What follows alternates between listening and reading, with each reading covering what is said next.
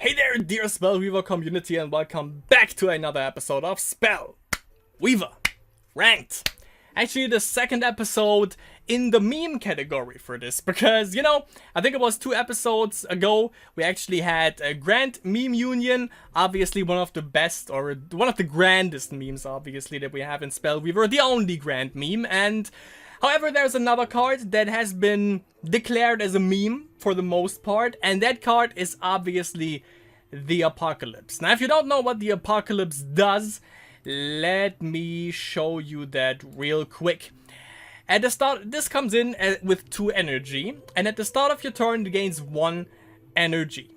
At the start of each hero's turn, that hero distributes up to X damage among creatures he or she controls, where X is twice the Apocalypse's energy. The Apocalypse deals all unassigned damage to that hero, which means you can have two creatures out, but if you don't want to assign any damage to them because you want to keep them, you have to assign all the damage to the hero directly. And what this deck basically does is once you play the Apocalypse, it's the Apocalypse OTK, the Apocalypse 1-turn kill. So it utilizes cards that do the following. You play the Apocalypse, you bump up the mana to, let's say, if you even bump it up to 5, the enemy then has to distribute 10 damage across his creatures, and of course all the rest damage goes towards the hero himself. What this deck wants to do is you want to ramp up energy to the max. So much energy, basically, that the enemy can't assign it to all the creatures and just dies. This is the base premise of this deck. And this is what Vanguard X, by the way, has to say to this deck, because I got this off of Spellweaver DB. The meta has shifted a little bit, so I'm not too sure if this is actually gonna work. I played this deck, I think, 3 times and lost 3 times in friendly, so don't expect anything. I have no fucking idea how to properly play this. For a long time, the Apocalypse was a meme card, the definition of win more, definitely.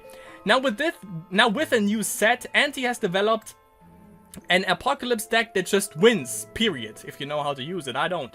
Here's my version. I tweaked slightly from what he posted in Discord. It's currently number 2 and number 3 on the ladder, and that was at the beginning of this or last month, depending on when I post this, obviously.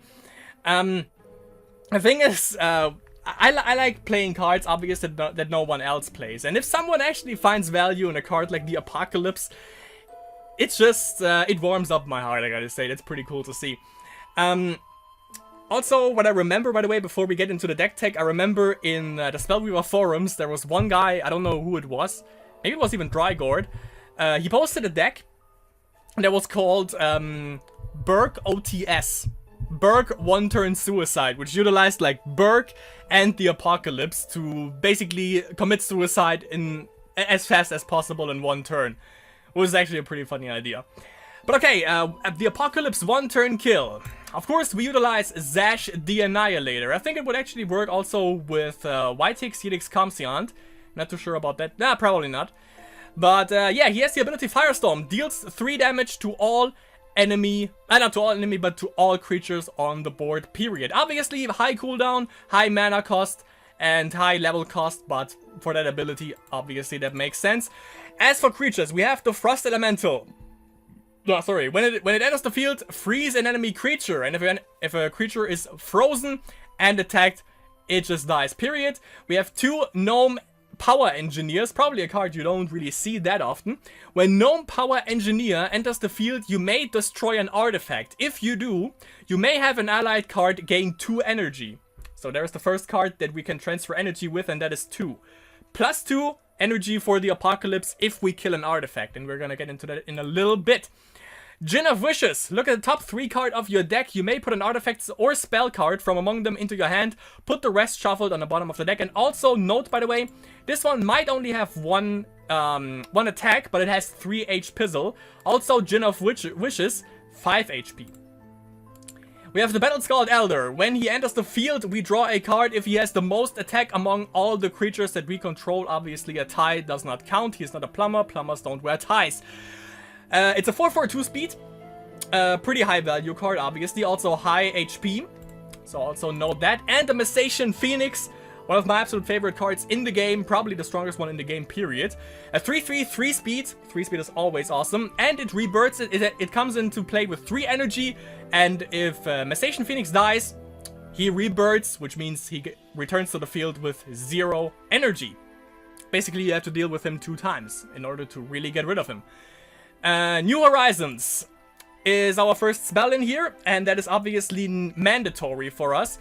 We search our deck for a shrine card and gain a level in that card's aspect, put it in the graveyard, shuffle your deck. Basically, what we want to do is we want to go second in the game.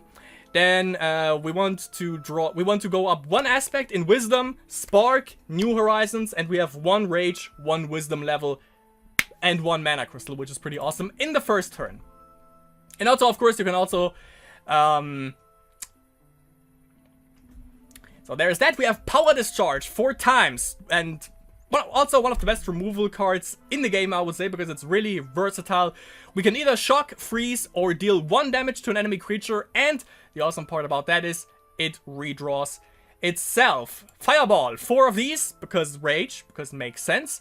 Deals 3 damage to a creature or a hero. Can also help out with OTKing the enemy with the Apocalypse, obviously, assigning 3 more damage that otherwise might not be enough.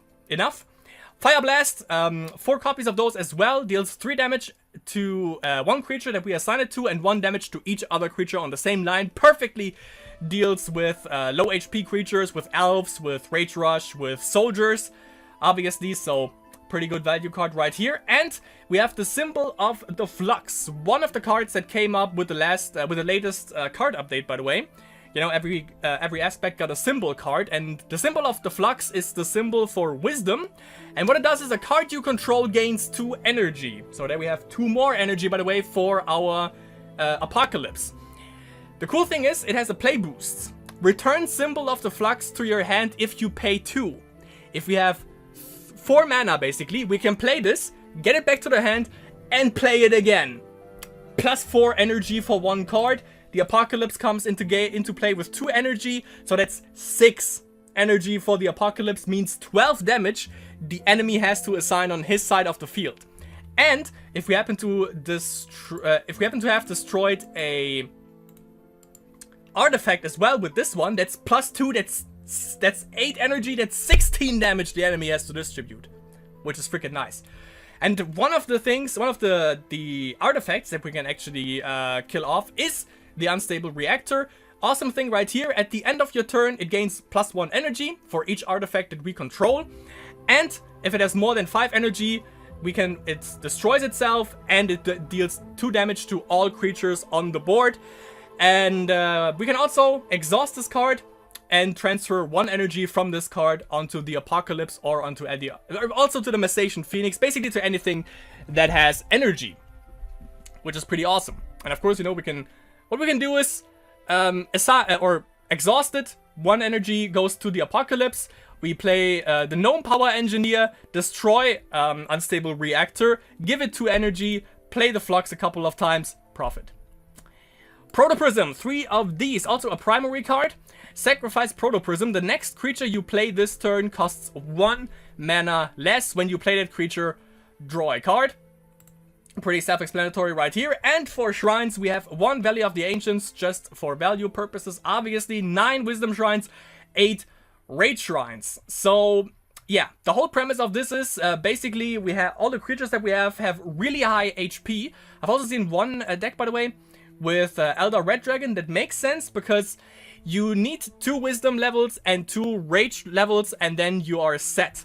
You just need to get and of course you need a shitload of mana, and you need to survive for that long, obviously. If you take too much face damage, it's not gonna work. But usually what you want to do is the turn you put out the Apocalypse has to be the turn where you win. If you don't, you're in really deep shit, because, you know, maybe you have like 8 energy on this, and the enemy has to distribute 16 damage. That is a lot, obviously, but if they have like proper board presence, they can actually survive through this. And then you have a little bit of a problem, because at your turn gains plus 1 energy, which means it goes up to 9 energy on your turn, and it means you have to assign 18 damage. And if they dealt with your creatures beforehand, assigning 18 damage late game is basically suicide. So yeah, the turn we put down the Apocalypse has to be the turn where we win.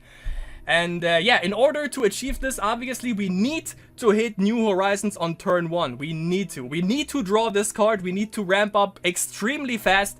And along the way, of course, Frost Elemental helps us out a little bit, Battle Scald Elder helps us out, and Messation Phoenix also helps us out with surviving the mid to sometimes early game stages.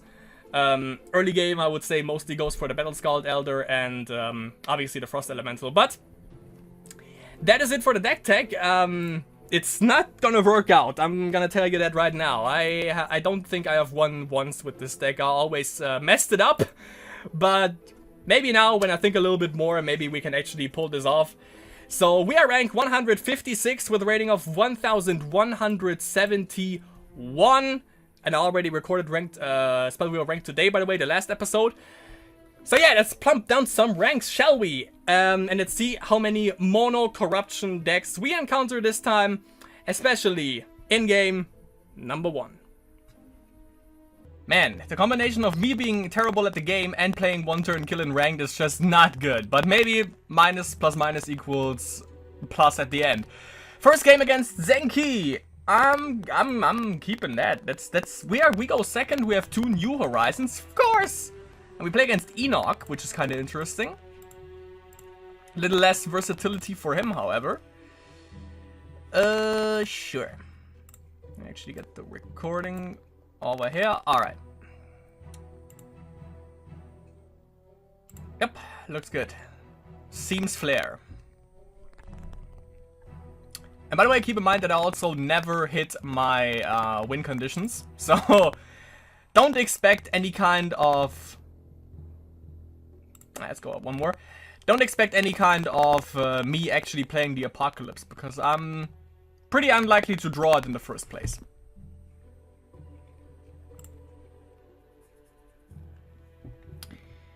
So, oh, that's something that I've never seen before in the game. Corruption control, obviously, because what else would it fucking be? Ah, God. Didn't know that was in the game. Alright, but a good... Oh, another New Horizons. Hello. Hello, Dolly. And hello, Phoenix.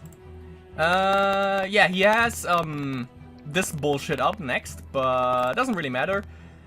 Also, we don't need that many New Horizons. Only one more to go up the additional Wisdom level and we should be good. Also, if we just go up for the Wisdom Shrine, we can actually play the Apocalypse right away, which wouldn't be a good idea because we don't have any means to actually gain energy. So that's a no-no for now. Did he play a Shrine? Doesn't really matter because I'm blocking it anyways. He's gonna kill it, but of course, it'll rebirth like it's no one's business, or he goes 0 damage. Well, you can also do that, yeah, that's also a possibility. Playing another one, playing the feud. Alright. Battle Scald Elder? Sure. Sounds like a good idea. Am I just gonna kill this off because I have another one? Yeah, let's kill it off. Or should I wait? Nah, let's kill it off. Yeah, I mean he has Soul Prison. He's probably gonna use it on the Battle Scald Elder in the first place. And as I've said, we already have another Messation Phoenix, so not a big deal right here. Not a big loss. Also, we have 2 fireballs in hand.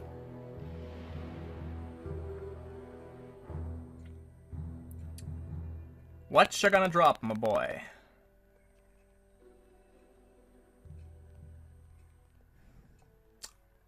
Kinda sucks. Basically turns Zash into Whiteix Yelix Comseant, however you want to call him. So Unstable Reactor is actually pretty neato. That's the first mana ramp that I have for the Apocalypse. He saved up 2 mana, and Obnoxious Fumes is not an instant spell, so we don't have anything to fear if we could just go face here. So I think I'm gonna just do that.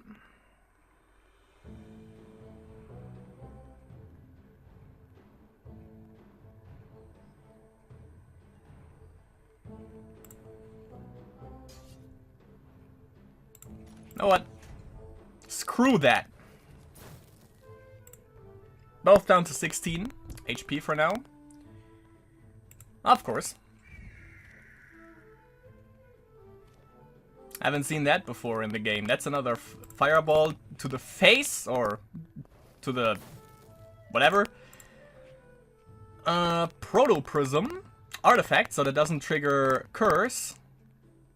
So I'm definitely gonna be placing that. Don't really need the New Horizons, to be honest.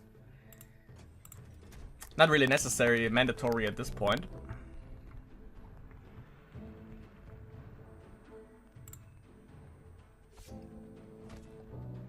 Yeah, and we might actually win without even using the win condition, which is, you know, Apocalypse. If we draw it, however, I'm definitely going to be playing it. It's only 3 mana. We have 1 mana ramp spell, so that's pretty neato. Sexybus. Okay. Gnome Power Engineer, two reactors. Let me get rid of this guy, actually. Or girl, whatever. Whatever your preferred gender is. I shouldn't be putting down, by the way, Unstable Reactor, even though that could net me some energy, actually, for the Phoenix. But the problem is, this one is gonna blow up eventually, even if I feed the Phoenix with mana, because this one is also an artifact. So this one gets basically buffed, which I don't necessarily want. I'm gonna be keeping that hand. And also, by the way, we have Firestorm, so there's also that.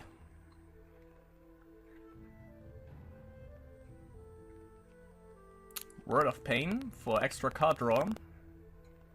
That's still lethal, by the way. Not anymore.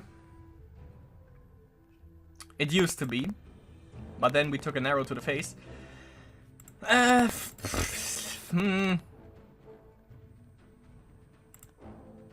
Well, there's the Apocalypse. Let me actually do it like this and see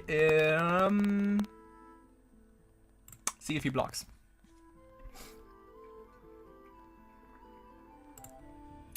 However, we have the setup.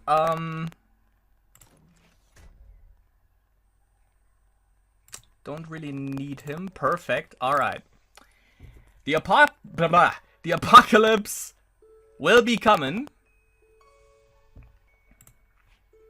Oh, I should have kept him. Yeah, well, it doesn't matter. He is dead. He is dead. Okay. And another one of these beautiful fellas. So let's see. 2, 3, 4. 4 mana. 8 damage, 2, 6, he's dead, yeah. Do I have enough mana? 3, 4, 5, I dizzity do. That. Feed it. Feed it. Make sure to actually kill this, so that it's definitely an overload. Alright. Just making sure to also use Proto Prism. Getting the Battle-Scarred Elder out. Card draw. Dealt with it. Oh yeah, he would have gained another zombie. See? Almost made a miscalculation there. Victory! The Apocalypse hits! That actually worked. That is interesting. Alright. Plus 17 rating change, a rating of 1188. My boys. That is pretty cool. And that is probably the only win that I'm ever gonna get with this deck. Mark my woof. Ranked 146 with this. So we have a rating of 1188. By the way, of course I record this a day after, because I actually searched, I think, for like 6 minutes for a game last night, and no one apparently played rank. Which kind of sucked. But what sucks even more is, if you look right here, there's Rain Zone, Freebie. No, well, not Freebie, but yeah, okay, it's only Rain Zone. But before it was actually Rain Zone and Vanguard X that were queuing in rank. So there is still a slight possibility that we actually run into Rain Zone. And if he also records, by the way, that would be pretty cool. However, there was something else that I wanted to say. But don't remember anymore. So let's just queue for the next game and let's see how the second game against Corruption Control plays out.